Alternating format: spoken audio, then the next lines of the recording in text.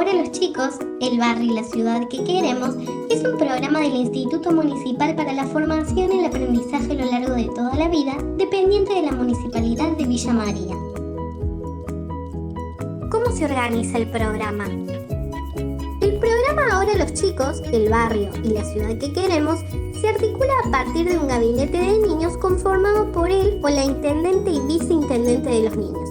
Figuras elegidas por todos los niños de cuarto, quinto y sexto grado de todas las escuelas públicas y privadas de la ciudad.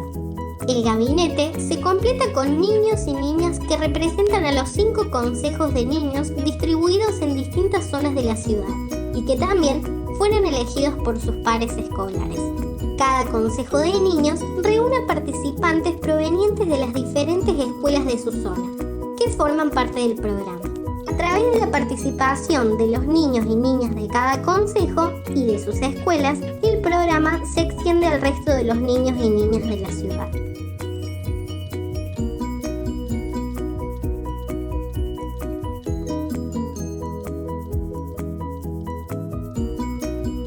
Villa María, Ciudad del Aprendizaje UNESCO.